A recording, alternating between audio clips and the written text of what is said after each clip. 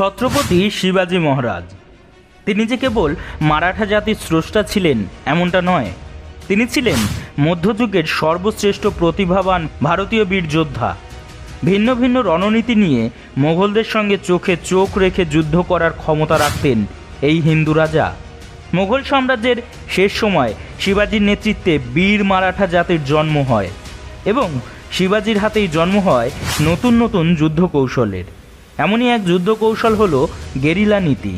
শিবাজীর নেতৃত্বে বীর মারাঠারা কখনোই প্রচুর অস্ত্রশস্ত্র বয়ে বেড়াতো না। দ্রুত গতিতে ঘোড়ায় চেপে তলোয়ারের মাধ্যমে শত্রুর উপর আক্রমণ করাই ছিল তাদের যুদ্ধ কৌশলের প্রধান নীতি। তারা লাঙলের ফলাকে মুহূর্তের মধ্যে শানিত তলোয়ারিতে পরিণত করতে পারত। শিবাজী একটি ছোট কিন্তু কার্যকর স্থায়ী সেনাবাহিনী বজায় রেখেছিলেন। শিবাজী বুঝতে পেরেছিলেন যুদ্ধক্ষেত্রে কামানে সজ্জিত মুঘলদের বড় সুপ্রশিক্ষিত অশ্বারোহী বাহিনীকে মোকাবেলা করার জন্য প্রচলিত যুদ্ধ পদ্ধতি অপর্যাপ্ত। ফলস্বরূপ শিবাজী গেরিলা কৌশল আয়ত্ত করেন, যা মারাঠি ভাষায় গানিমি কাওয়া নামে পরিচিত হয়। শিবাজী কখনোই একটি নির্দিষ্ট যুদ্ধ কৌশল মেনে চলেনি। তিনি তার শত্রুদের দুর্বল করার জন্য বিভিন্ন পদ্ধতি ব্যবহার করেছিলেন। শিবাজীকে মুঘল সম্রাট ঔরঙ্গজেব এবং তার সেনাপতিরা অবজ্ঞার সাথে মাউন্টেনিয়ার বলে ডাকতেন, কারণ তার গেরিলা কৌশলের প্রথমে শত্রুবাহিনীকে আক্রমণ করা হতো এবং তারপরে তার পর্বত দুর্গে পশ্চাৎপসরণ করা হতো।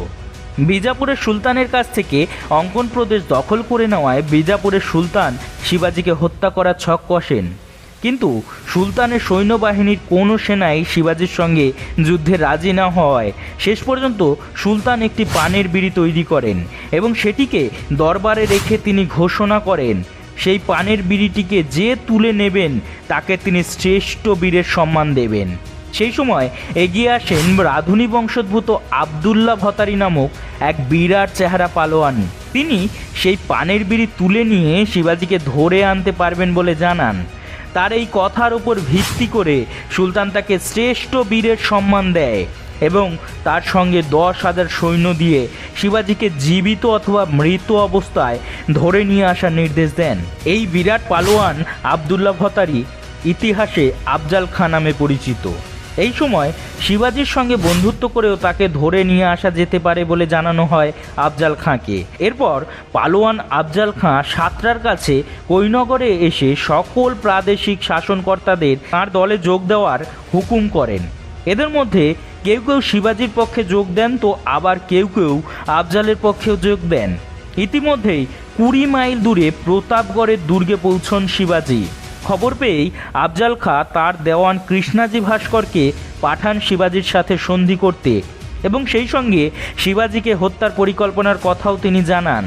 কিন্তু কৃষ্ণাজি ভাস্কর ছত্রপতি শিবাজীকে অত্যন্ত সম্মান করতেন, তাই তিনি আফজল খাঁর পরিকল্পনার কথা শিবাজীকে জানিয়ে দেন।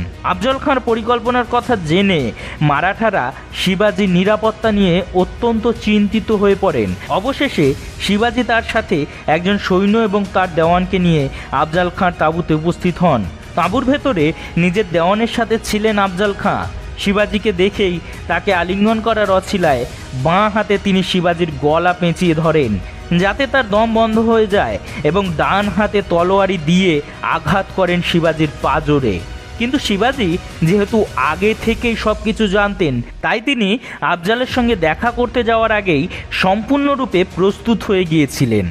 তাঁর পাগড়ির নিচে ছিল লোহার জালের টুপি এবং বুকে জামার নিচে ছিল লোহার জালের বর্ম, আর বর্মের নিচে ছিল বিছুয়া নামে ধারালো এক ছুরি, আর সেই সঙ্গে হাতের 4 আঙুলের মধ্যে ছিল ধারালো বাঘ নখ।